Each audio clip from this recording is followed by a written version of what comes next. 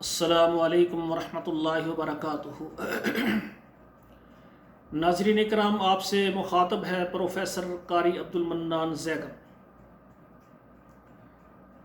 ناظرین اکرام، جس عنوان پر میں آپ سے چند منٹ کی گفتگو کرنا چاہتا ہوں وہ یہ ہے کہ اپنے ملک میں امن و امان قائم رکھیں۔ میرے بھائیوں، خصوصاً میرا ملک جو ہے وہ پاکستان ہے۔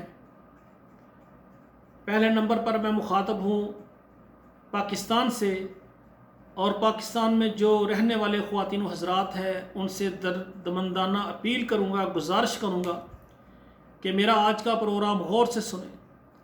اور دوسرے نمبر، پوری دنیا کے جتنے بھی ممالک ہیں ان میں رہنے والے جو خواتین و حضرات ہیں وہ بھی انشاءاللہ میرا اس پروگرام کو سنیں گے، انشاءاللہ ان کو بھی بہت کچھ ملے گا۔ جو بیرون ممالک والے ہیں ان سے میری گزارش ہے کہ جس ملک میں آپ نے کاروبار کے لیے یا کسی بھی انداز سے آپ نے وہاں پر رہائش پذیر ہوئے ہیں، اس ملک کے قانون کا آپ ضرور خیال رکھیں، ان کے قانون کا، ان کی عزت کا، کیونکہ وہاں آپ رہ رہے ہیں، ان کے قانون کا احترام کریں۔ اور دوسری بات ہے، جو پاکستانی ہے میرے خواتین و حضرات، پورے پاکستان میں رہنے والے، یہ ہمارا جو ملک پاکستان ہے یہ جب بنا ہے نا تو اس کے بنانے کا صرف ایک ہی مقصد ہے۔ پاکستان کا مطلب کیا؟ لا الہ الا اللہ محمد الرسول اللہ، کہ ہم نے یہ پاکستان اس لیے بنایا ہے کہ اس میں نظام اللہ کا آئے گا اور اس کے نبی محمد کریم صلی اللہ علیہ وآلہ وسلم کا نظام آئے گا۔ تو میرے بھائیوں، یہ جو ملک ہے نا اس کے اندر امن و امان قائم کرنا یہ سب سے پہلے ضروری ہے۔ اور سب سے بڑی بات یہ ہے کہ ہماری جو انتظامیہ ہے، جس کو ہم پولیس کہتے ہیں، یا اسی طرح ہمارے ملک کے جو مجاہدین ہیں جن کو ہم افواج کہتے ہیں، فوج یا آرمی کہتے ہیں، ان دونوں اداروں کا جو ہے آپ کے دل میں بہت بڑا احترام ہونا چاہیے۔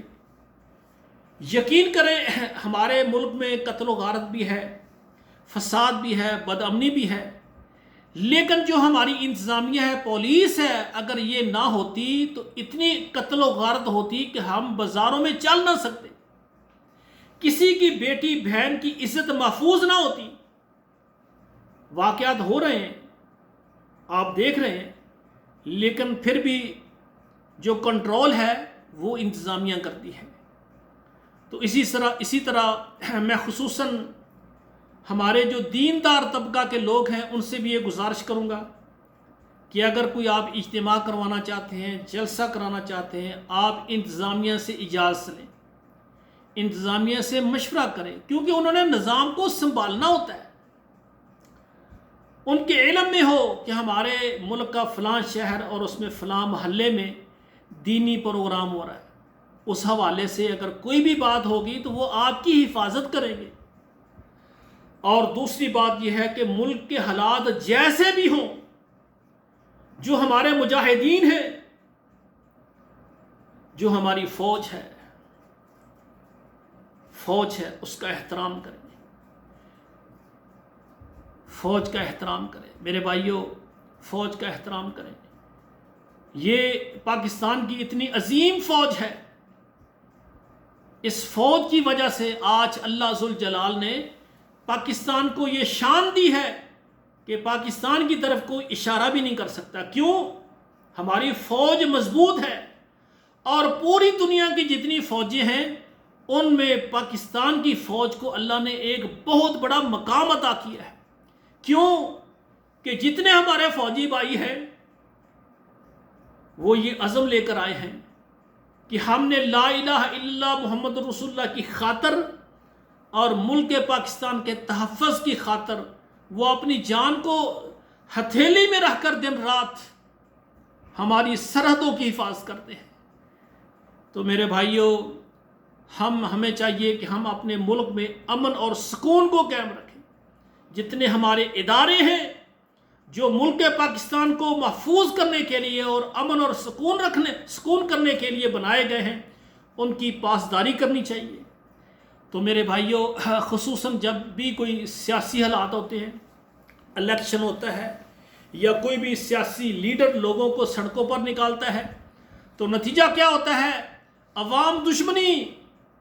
جس لیڈر کے آپ پیچھے ہیں اس کی غلط بات اور صحیح بات پر آپ تلے ہوئے ہیں، اور دوسرا جو لیڈر ہے جو اس کی غلط بات ہے آپ نہ مانیں لیکن اس کی صحیح بات کو بھی کوئی ماننے کے لیے تیار نہیں ہے۔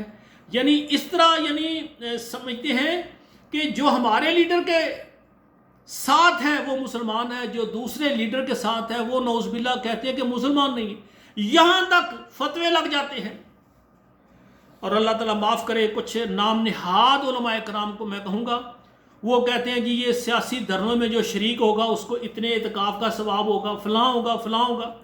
یعنی مقصد یہ ہے کہ اس سیاست کے اندر ایسی ایسی باتیں کر جاتے ہیں جو خرافات ہوتی ہیں، دین نہیں ہوتا۔ سیاست ہمارے پیغمبر محمد کریم صلی اللہ علیہ وآلہ وسلم نے کی ہے۔ آپ صلی اللہ علیہ وآلہ وسلم مکہ مکرمہ سے ہجرت کی ہے، مدینہ طیبہ پہنچے، اور وہاں جا کر پوری دنیا کے بادشاہ، حکمران، صدر، سارے اختیارات کس کو تھے؟ محمد کریم صلی اللہ علیہ وسلم۔ اور ہمارے محمد کریم صلی اللہ علیہ وسلم سب سے بڑے سپہ سالار تھے۔ ساری دنیا کے بادشاہ اکٹھے کر لیں، نبی پاک صلی اللہ علیہ وسلم کے قدموں کے اوپر جو مٹی ہے اس کا بھی مقابلہ نہیں کر سکتے۔ اتنے عظیم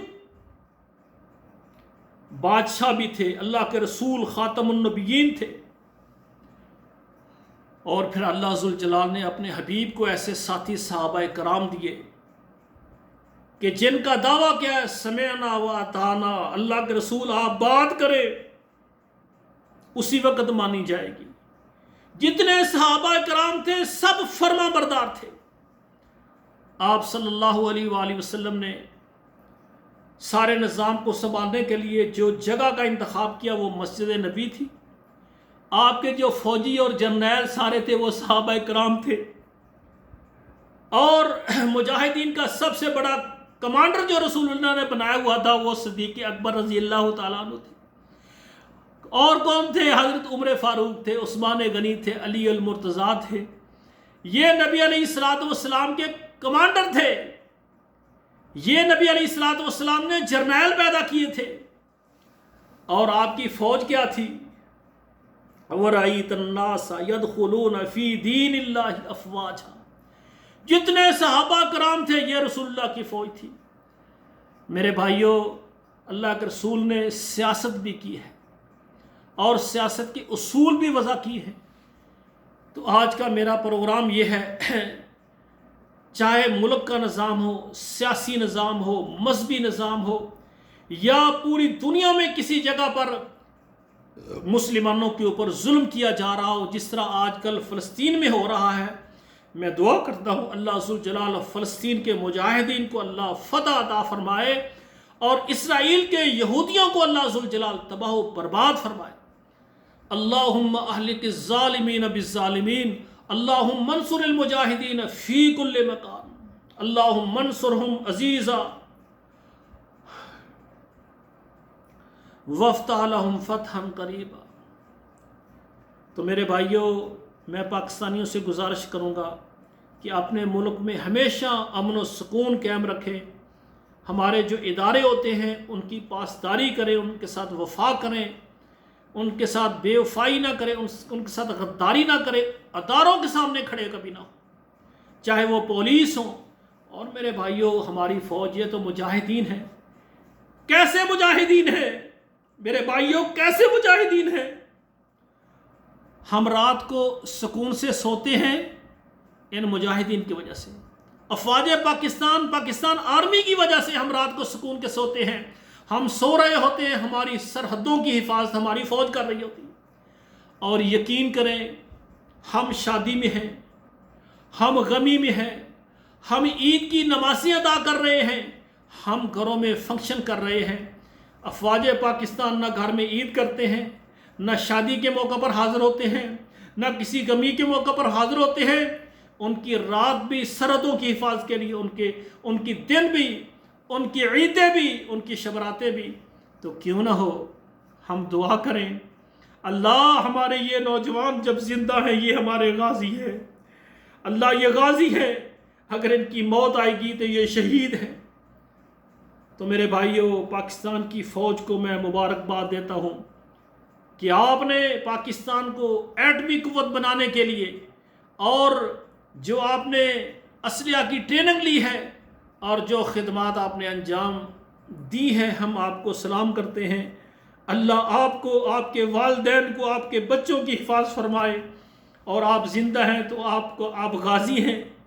ہر وہ جناب مٹی کی دھول اور گھٹا جو آپ کے جسم پر پڑتا ہے اس کا بھی بہت زیادہ مقام ہے۔ اور جو پاکستان کے شہداء ہیں، آرمی کے شہداء ہیں، فوج کے شہداء ہیں، جب سے پاکستان بنا جتنے ہمارے فوجی شہید ہوئے، ہمارے جنرل ہمارے جناب پوسٹوں پر شہید ہوئے، اللہ سب کی شہادتوں کو قبول فرمائے اور ان کے درجات کو بلند فرمائے۔ میرے بھائیوں، مثبت ذہن رکھیں، منفی سوچ نکال دیں، اپنے ملک اور اپنے ملک کے اداروں کے فرما بردار بن جائیں۔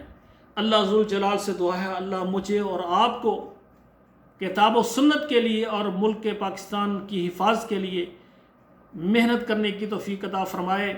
اقول قولی ھذا استغفر اللہ لی ولکم ولسائر المسلمین فاستغفروہ انہ ھو الغفور الرحیم۔